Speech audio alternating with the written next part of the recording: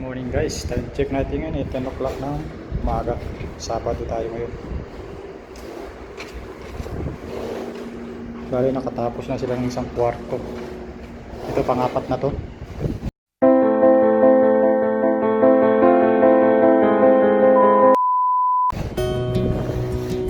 Yun, ilagay niya yung tatlong pintuan dito sa pintuan.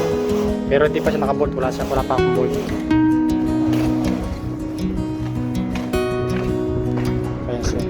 Pabili muna ako ng bolt. Temporary muna siya.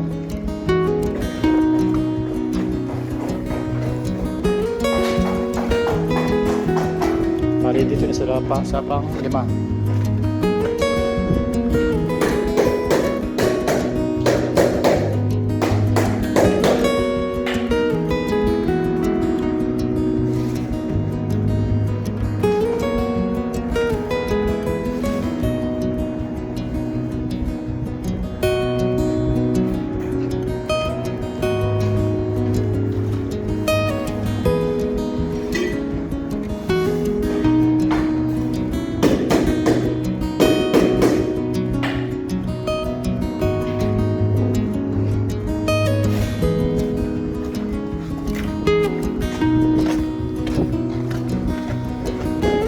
Pang-anim.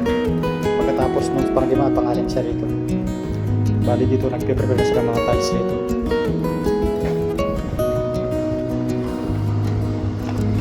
Ito yung pang-ito.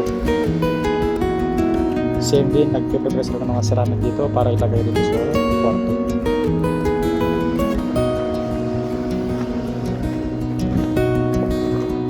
Dito sa pang-8, naglagay sila ng markarito level dito. Bawat sulok may level. Ayan siya.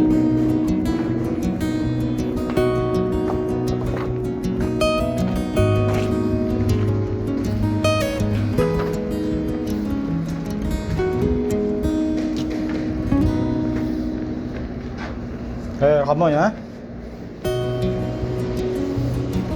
Yan guys, yan ang uri ng tri-pack. Semento tsaka buhangin, tapos lalagyan ng tubig. Tapos another semento pagtaas, pang leveling.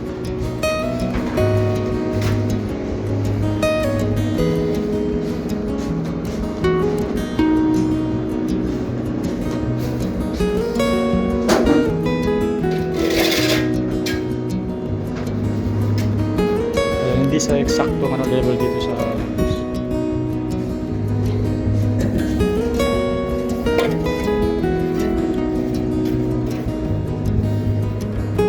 bali pa ba.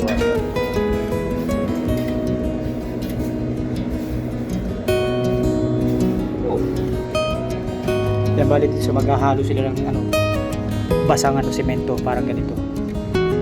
Pinaka-topping niya. Ito pang pangbabang. First layer to. Pangalawang layer yung pinaghalo ng semento at saka buhangin. Medyo dry pack siya talaga. Tapos i-level lang.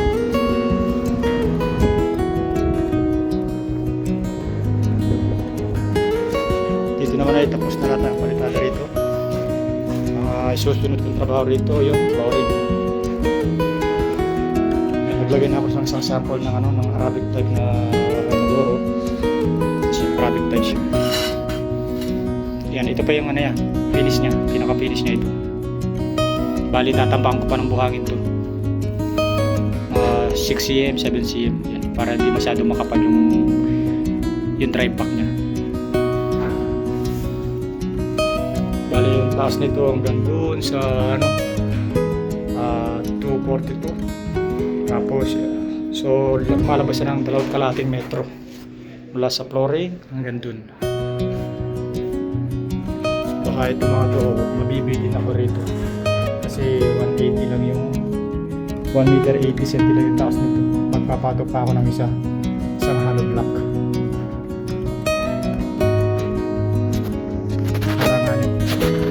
Kasi halimbawa pag nandito ako nakatayo, hanggang dito lang yung 180.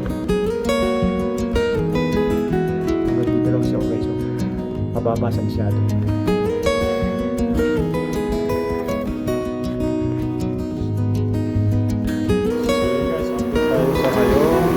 ng linggo.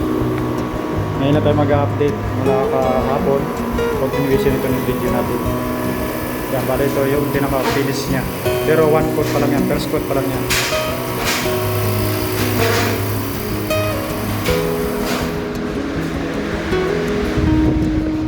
Ganito yung kalalabasan nito. First coat pa lang yan. Creamy. Yan, bali naglalagay sila ng mga outlet dito. Saka yung mga ilaw dito. Isang ilaw lang. Kaya nakikabit niya yung outlet sa socket sa AC.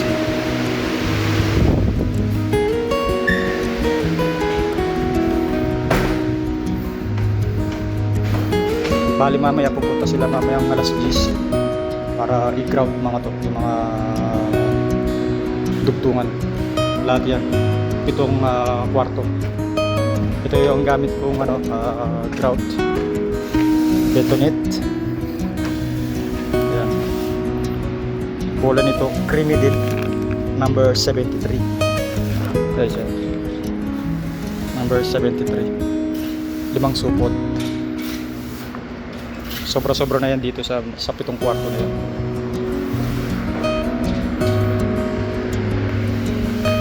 Bali mamayang hapon, mga alas 3, nakabili na ng mga bolt. Ipo-bolt na lang mga to. Dito. Tsaka yung mga bintana ilalagay na rin. Ito tapos na to. Pag natapos nilang mag-grout to, tsaka ako ipakakating to itong gilid para maging matapos na lahat. Yan, sa mga nagpapalitada, nasa labas na sila. Bali ito na lang balasay sa labas, tsaka dito sa loob ng kusina.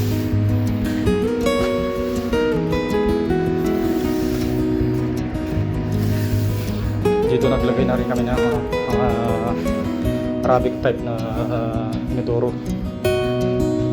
Dalawa yung tapos yan ang setup niya. Ito yung flooring. Ito yung flooring niya. Hindi siya dito. Para pag halimbawa na gano'n siya, dito siya lahat. Dito siya. Yung tubig dire-diretso. Hindi siya nakano dito. Hindi lang siya pupunta dito. Kasi mababa rin ito. Ito mataas. Kailangan dito yung pantay. Tapos yung pintuan dito siya, yung slope ng tubig papunta dun sa inodoro. May mataas siya ng konti rito, 1.5 cm ganun, kaya 1 cm lang. Tapos yung sapat na yun kasi malit na lang area to. Same thing din ganun dito. Kung anong level nito. Tapos ito yung mataas siya rito para yung slope, pati yung slope dito pag ganun din yun, may siya, may drain dun kasi to American type to yung slope pag ganun. Mataas yung pintuan, mataas yung flooring ng hallway. Ito siya, mataas to, 1 cm o 1.5 cm. Tapos bawat paloob ng banyo pag ganun, tsaka pa slope papunta sa inodoro.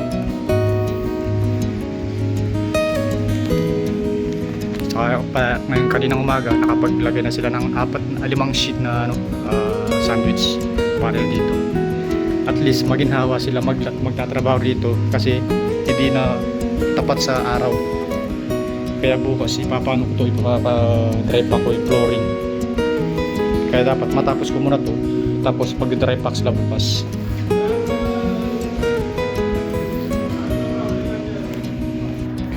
Tungkol naman dito sa buhangin, ito nakalati na.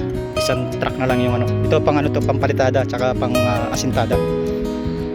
Yung normal na buhangin halos tapos na, ubos na. Pati yung semento ko, iilan na lang. Nag-order ako ng 80, 3 na lang natira. Bali mamaya darating yung buhangin, isasabay ko pataas. Ayun yung magamit. Ayun yung sandwich roof na balanse, 5, tsaka yung glue, tsaka yung semento. Ayun. Tsaka pag mamaya buhangin, siguro mga alas 10, alas 11 darating yung buhangin. Pero mamayang ano, alas 4, iangat ko na rito pataas. Palalagay ko na rito. Sinabihan ko na yung maglalagay para yung mga nagpa-tiles, dire-diretso sila sa trabaho. So paano yan guys, ito muna yung update natin ngayon sa araw ng Linggo.